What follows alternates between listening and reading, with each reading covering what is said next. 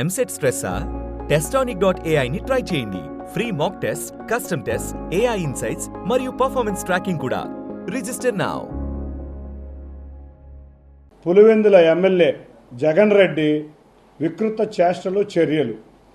ఎందుకంటే ముందు గొడ్డలి పోటు, తర్వాత కోడి కత్తి, తర్వాత గులకరాయి, నిన్నగాక మొన్న హెలికాప్టర్, ఇప్పుడు పెట్టుబడుల్ని విమర్శించటం. ఈ కార్యక్రమాలన్నీ కూడా ఒక డ్రామా కంపెనీ నడిపే ఈ కార్యక్రమాలు. ఈ జగన్ రెడ్డి అండ్ కంపెనీ ఎప్పుడూ కూడా ఈ డ్రామా కంపెనీ లాగా అన్ని డ్రామాలే నడుస్తూ ఉంటాయి. నిజంగా మనం చూస్తే ఇవాళ వచ్చిన కంపెనీలన్నీ పెట్టుబడులతో వస్తే ఇవాళ స్వర్ణాంధ్రప్రదేశ్ దిశగా రాష్ట్రం ప్రయాణిస్తుంటే ఎప్పుడూ కుట్ర కుతంత్రాలతో రాజకీయాలు నడిపే ఈ పులివెందుల జగన్ రెడ్డి మళ్ళీ ఇంకో కుట్రకు నిద్రలేపాడు. అతని హాయంలో మనం చూస్తే పెట్టుబడుల కింద శారదాపేటానికి 15 ఎకరాలు ఇచ్చాడు. ఆ వైజాగ్లో 20 కోట్లు కూడా కట్టించుకోలేదు. 15 ఎకరాలు 15 లక్షలకే ఇచ్చాడు. అంతేకాకుండా ఎన్సీసీ కంపెనీ, ఎక్స్ మినిస్టర్ కొట్టు బ్రదర్ వాళ్ళ కంపెనీ BRPL 97.3 ఎకరాలు 180 కోట్లకి, ఇది ఒక రియల్ ఎస్టేట్ కంపెనీ, 180 కోట్లు అంటే ఎకరం 2 కోట్లు కూడా ఖరీదు చేయకుండా ఒక రియల్ ఎస్టేట్ కంపెనీకి దాదాపు 50 కోట్లు వైజాగ్ నడిపే సంస్థకి ఇచ్చారు. వీటితో పాటు హెట్రో 81 ఎకరాలు 20 కోట్లు.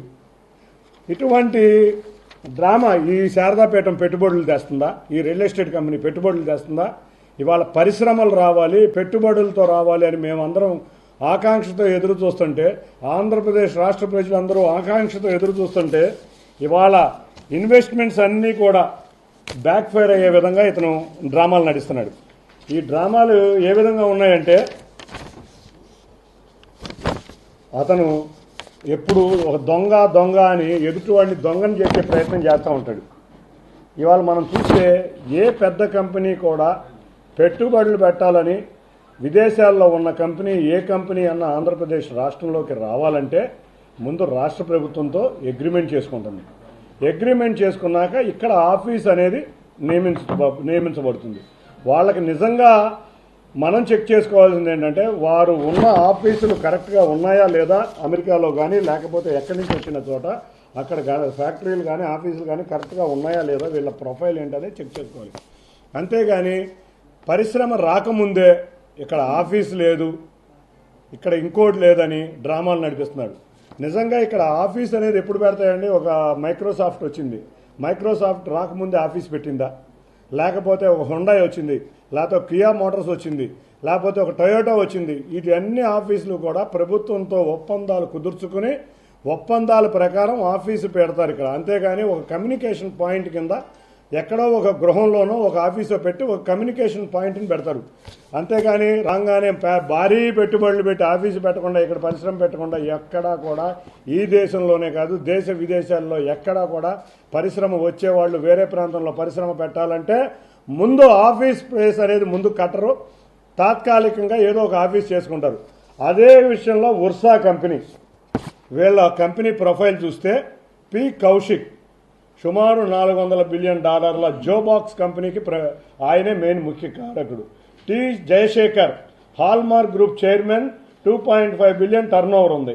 P Suresh Kumar entrepreneur, KRK tech, Shohan holdings, first holdings వంటి సంస్థలతో $75 మిలియన్ల సాధించింది. కె హరీష్ రావు కోయన్ సొల్యూషన్స్తో ఉన్నారు. A Satish cloud and AI technology నిపుణుడిగా ఉన్న వ్యక్తి. ఇటువంటి వ్యక్తులు ఇక్కడ సుమారు వాళ్ళ నెట్వర్తే సుమారుగా 3700 కోట్లు నెట్వర్క్ ఉన్నవాళ్ళు ఇక్కడ డేటా సెంటర్ పెడతానికి ముందుకు వస్తే దాంట్లో కూడా ఈ వ్యక్తి ఏమంటాడంటే 99 పైసలకి స్థలం ఇచ్చామంటారు. మేము సుమారు 81 కోట్లు, 51 ఎకరాలకి 81 కోట్లు, అది కూడా 5 ఫేజుల్లో కట్టించుకుని 5 ఫేజుల్లో వాళ్ళు డెవలప్ చేయాలి. అది కూడా 48 నుంచి 52 నెలల లోపల వాళ్ళు పూర్తి చేయాలి.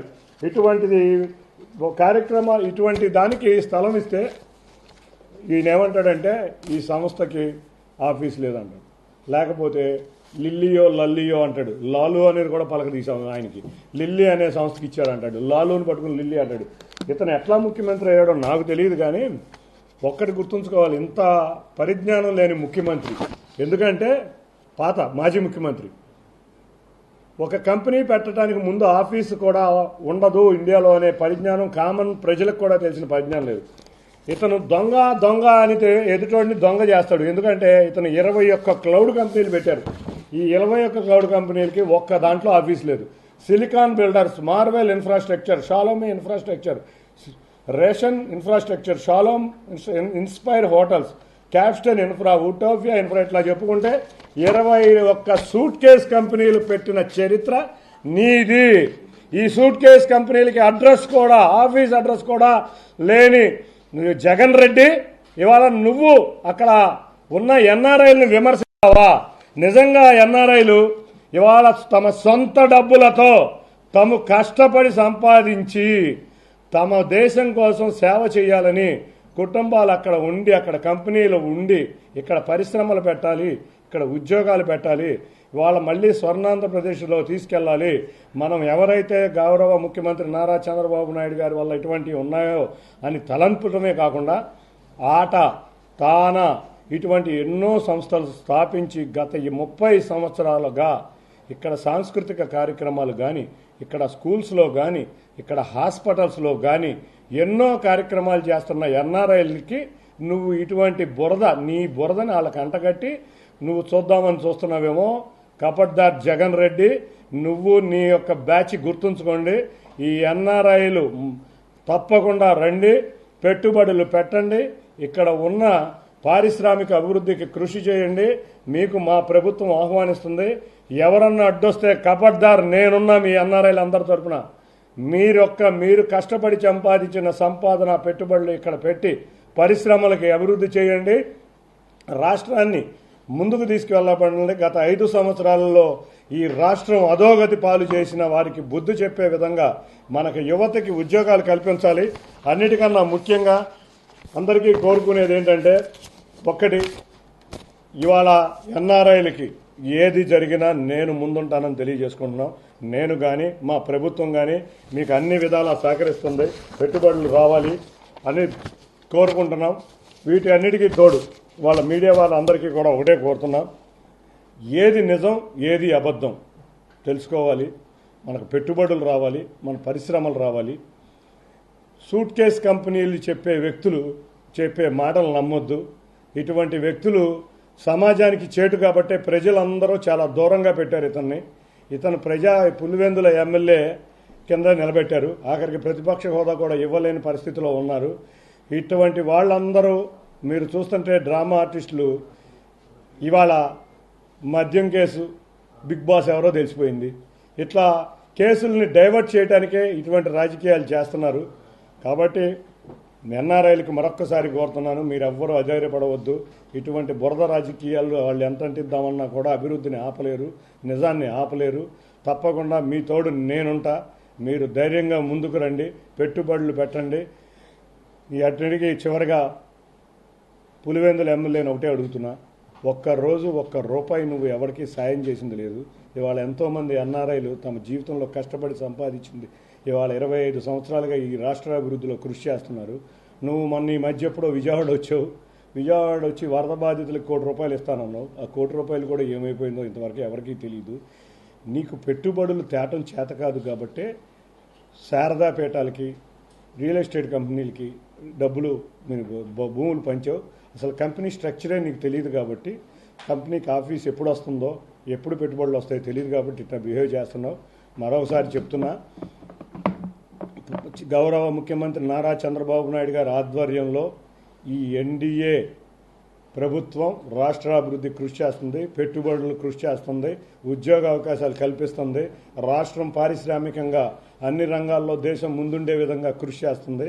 తప్పకుండా ఇటువంటి పెట్టుబడిదారులందరినీ ఆహ్వానిస్తాం, పెట్టుబడులు చేపిస్తాం.